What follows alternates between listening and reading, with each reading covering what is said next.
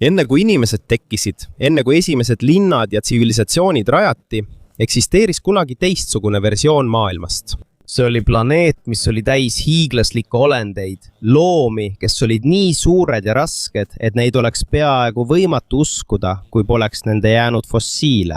Miljonite aastate jooksul elasid hiiglaslikud imetajad iidse maa metsades, rohumaadel ja külmades piirkondades. Kuid kui kliima muutus ja inimeste kohalolek järjest kasvas, kadusid nad ükshaaval ja teaduse poolt avastatud kõige hämmastavamad olendid ei olnud dinosaurused, vaid hoopis iidsed imetajad, kes kunagi tõepoolest meie planeedil elasid.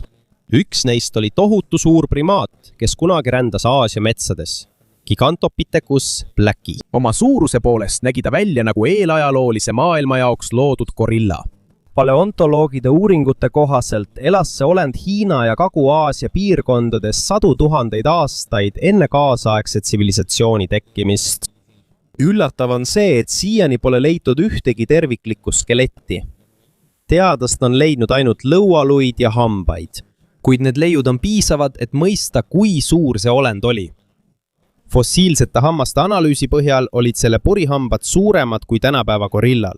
Selle põhjal hinnatakse, et see võis ulatuda peaaegu 3 meetrini, kui ta täielikult püsti seisis. Ja tema kaal võis ulatuda mitmesaja kilogrammini, kuid isegi oma tohutu suuruse juures ei olnud see äge kiskja. Arvatakse, et Gigantopithecus oli taimtoiduline. Ta sõi bambust, puuvilju, juuri ja teisi taimi, mis kasvasid tol ajal tihedates vihmametsades. See oli nagu orangutani või gorilla hiiglaslik versioon, kes elas palju metsikumas ja karmimas keskkonnas. Asja jooksul aga muutus maailm tema ümber. Tihedad metsad hakkasid järk-järgult vähenema ja asenduma teiste maastikega. Selle asemel tekkisid kuivemad alad ja rohumaad. See juhtus iidsetel aegadel kliimamuutuste tõttu. Ja koos vihmametsade kadumisega kadus ka nende olendite peamine toiduallikas. Hiina ja Austraalia teadlaste avaldatud uuringute kohaselt fossiilsetest hammastest on leitud tõendeid, mis näitavad, et Gigantopithecuse toitumine muutus enne, kui ta lõplikult kadus. Selle asemel, et süüa pehmeid taimi, oli ta sunnitud sööma karmimaid ja kõvemaid materjale, nagu puukoor ja taimede kõvad kiud. Ja nii suure looma jaoks oli selline olukord ohtlik. Kui ühe liigi toitumine on liiga spetsialiseerunud, on tal keskkonna muutudes palju raskem ellu jääda. Lõpuks kadus see liik täielikult 100 000 aastaid tagasi ja siiani on see eelajaloolise maailma üks mõistatusi. Aga kui arvad, et siin lõpeb hiiglaslike imetajate lugu, siis järgmine osa läheb veelgi hullemaks. Sest muistse Ameerika aladel elas olend, kes nägi välja justkui otse fantaasiafilmist pärit. Megatherium. Tuntud ka kui hiiglaslik maalaisk. Kui kuuleme sõna laiskloom, mõtleme tavaliselt aeglasele ja väikesele loomale, kes ripub puu otsas. Kuid Megatherium oli sellest täielik vastand. See oli hiiglaslik imetaja, kes suutis tagajalgadel seistes ulatuda peaaegu 2-korruselise maja kõrguseks. Ta elas Lõuna-Ameerikas, Pleistotseeni ajastul, perioodil, mil maal elas veel palju hiiglaslikke loomi. See ei jooksnud kiiresti. See polnud ka kiskja nagu mõõkhambulise kass. Kuid selle suurus ja jõud tegid sellest oma aja ühe kõige domineerivama taimtoidulise looma. Sellel olid väga pikad küünised, mis võisid ulatuda peaaegu 1 jala pikkuseks. Seda kasutati okste ja puulehtede tõmbamiseks. Võimalik, et seda kasutati ka kaitseks tollaste kiskjate vastu. Ja selle kohta on veel üks rabav mõistatus. Brasiilias ja teistes Lõuna-Ameerika osades on leitud tohutuid iidseid tunneleid, mille seintel on küüniste jäljed. Mõned arheoloogide ja geoloogide sõnul võivad need olla tekkinud hiiglaslike maalaiskude nagu Megatherium või nende teiste suurte sugulaste poolt. Mõned neist tunnelitest on nii pikad ja suured, et need ei saa olla lihtsalt tavalised urud. Kuid siiani ei ole teadlased kindlad, miks nad seda tegid. Kas see võis olla varjualune kuumuse eest või kaitseks kiskjate eest? Või äkki on see osa nende käitumisest, mida me veel täielikult ei mõista.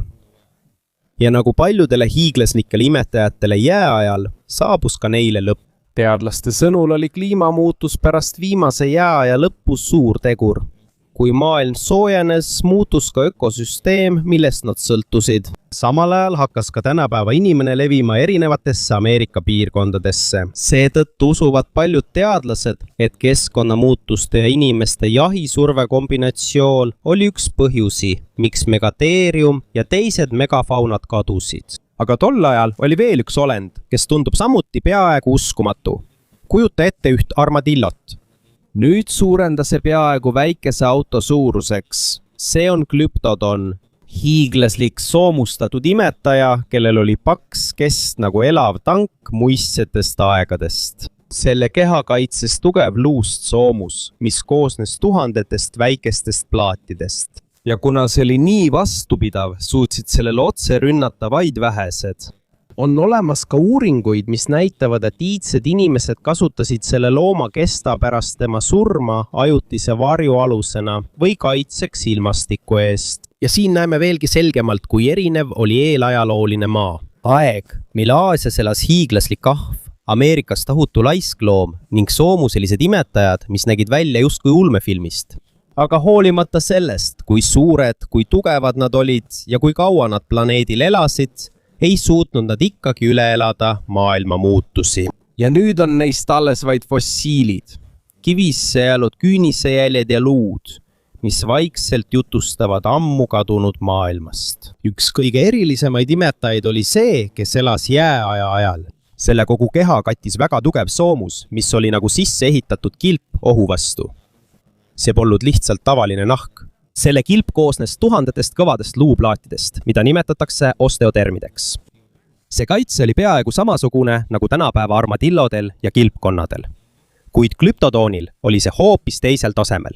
Palju suurem. Lõuna-Ameerikast on leitud fossiile, mis näitavad, et mõned neist kasvasid üle 3 meetri pikkuseks. Oma suuruse ja raskuse tõttu oli see nagu aeglane, kuid peaaegu liikumatu eelajalooline tank. 2020 aastal avastas üks põllumees Argentiinas oma maal töötades 4 Glyptodoni kilpi. Kui teadlased fossiili nägid, sai veelgi selgemaks, kui suured need loomad tegelikult olid, kui nad veel elasid. Glyptodon elas Ameerikate ulatuslikel rohumaadel ja metsades. See oli taimtoiduline ja ta kasutas oma tugevaid jalgu ja küüsi, et kaevata ning otsida söödavaid taimi ja juuri. Aga isegi kui tal oli paks soomus, ei tähendanud see, et ta oleks olnud kaitstud kõigi ohtude eest. Sest samal ajal liikus Lõuna-Ameerikas ringi veel üks hiiglaslik olend. Ja see oli kiskja, Arctotherium, tuntud ka kui hiiglaslik lühininaline karu. Kui tänapäeva kristlikaru on juba hirmuäratav, siis see iidne koletis oli veelgi hullem. Mõnede uuringute kohaselt võis see kaaluda üle 1000 kilo ja ulatuda tagajalgadel seistes üle 3 meetri kõrguseks. See oli üks suurimaid karusid, mille teadus on tuvastanud. Tal olid suured käpad, jäme keha ja erakordselt tugevad lõuad. See oli tõesti loodud domineerima Lõuna-Ameerika eelajaloolises toiduahelas. Teadlased ei ole siiski täiesti kindlad, kui agressiivne see kiskjana oli, kuid paljud teadlased usuvad, et see oli selleks võimeline. See suutis jahtida oma aja suuri loomi. Võimalik, et nende hulka kuulusid ka loored Glyptodonid ja teised jää- ja hiiglaslikud imetajad. Ja tänu oma suurusele oli vaid vähestel loomadel julgust sellele rünnakule minna. Aga nagu teisedki Pleistotseeni ajastu hiiglaslikud imetajad, saabus ka Arctotheriumi allakäik. Kui maa kliima pärast viimast jääaega muutus, hakkas ka ökosüsteem, mis suuri loomi toitis, tasapisi muutuma. Mõned saakloomaliigid kadusid, elupaigad vähenesid ning samal ajal laienes ka muistset inimeste tegevus Ameerikas. Aja jooksul kadusid ükshaaval hiiglaslikud imetajad, kes kunagi selles piirkonnas valitsesid. Sealhulgas üks suurimaid karusid, kes on kunagi maal kõndinud. Kuid sellega ei lõpe veel muistse maailma hiiglaste lugu, sest oli Pleistotseenis veel üks imetaja, kes tundub tänapäeva loomadega võrreldes veelgi uskumatum. Jääaja ajal oli üks suurimaid imetajaid maal stepimammut. See oli suurem kui tänapäeva elevant, ulatus peaaegu 4 meetri kõrguseks ja kaalus kuni 12 tonni. Tal olid väga pikad kaarduskihvad, mida kasutati toidu kaevamiseks ja kiskjate vastu kaitsmiseks. See elas Euroopa ja Aasia külmadel rohumaadel, kus ta sõi rohtu ja madalaid taimi. teadlaste sõnul oli see ka oluline osa tollasest ökosüsteemist, kuna aitas kujundada rohumaid, kui ta rändas suurtes piirkondades ringi. Kuid kui kliima pärast jääaega muutus ja inimeste jaht laienes, kadus stepimammut järk-järgult, kuni ta lõplikult välja suri. Aga veelgi üllatavam oli Indricotherium, üks suurimaid maismaa loomi, kes maal kunagi elanud on. See oli hiiglaslik taimtoiduline loom, mis meenutas ninasarvikut, kuid tal polnud sarve. See võis kasvada peaaegu 6 meetri kõrguseks ja kaaluda kuni 20 tonni.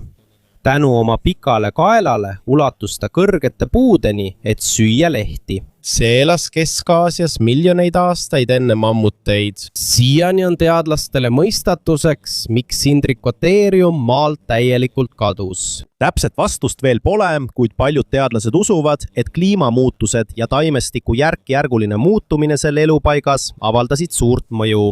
Kui keskkond miljoneid aastaid tagasi muutus, on võimalik, et ka metsad, kus see loom toitu sai, vähenesid. Ja nii suurele taimtoidulisele loomale, kes peab iga päev ellujäämiseks tohutul hulgal taimi sööma, on piisava toidu kadumine väga suur probleem. Kui eelajaloolises maailmas ringi liikusid hiiglaslikud taimtoidulised loomad, olid seal ka kiskjad, kes olid valmis ründama suuri loomi. Üks teaduse poolt tuvastatud kõige salapärasemaid lihasööjalisi imetajaid on Andrusarcus. Seda tuntakse kui üht suurimat maismaa looma, kes elas iidsetel aegadel. Üllatav on see, et peaaegu kogu teadaolev info selle kohta põhineb vaid ühel fossiilsel koljul. Selle tohutu kolju leiti Mongoolias 20. sajandi alguses ja see üllatas teadlasi kohe oma erakordse suuruse tõttu. Selle kolju pikkus on üle 80 sentimeetri, mis on suurem kui enamikul tänapäeva kiskjatest. Seetõttu arvatakse, et tal oli erakordselt tugev hammustus, mis suutis purustada suurte saakloomade liha ja luid. Kuid isegi kui Andrusarcus on eelajaloolises ajaloos kuulus, on tema tegelik välimus endiselt mõistatus. Kuna leitud fossiile on väga vähe, ei ole teadlased endiselt kindlad, kas see sarnanes rohkem hiidhundi, hüääni, metsiga või mõne teise iidse imetajaga. Teadlaste rekonstruktsioonid selle keha ja jahipidamisviisi kohta on samuti erinevad. Aga hoolimata sellest, kui suured ja tugevad nad olid, ei suutnud need hiiglaslikud imetajad siiski maailma muutustele vastu panna. Kliima, ökosüsteemi ja looduse konkurentsi muutudes kadusid ükshaaval ka need hiiglaslikud olendid, kes kunagi eelajaloolisel maal valitsesid. Ja nüüd on neist alles vaid fossiilid, iidsed luud ja mõistatused, millele teadus ikka veel vastuseid otsib. Ja mida rohkem fossiile teadlased leiavad, seda paremini näeme, kui karm ja omapärane oli eelajalooline maa. Alates hiiglaslikust närilisest Joseph Artigasiast kuni karukoera Amfissioni ja hiidvombati Diprotodonini. Iga olend on tõestus sellest, et kunagi valitsesid planeeti hiiglased.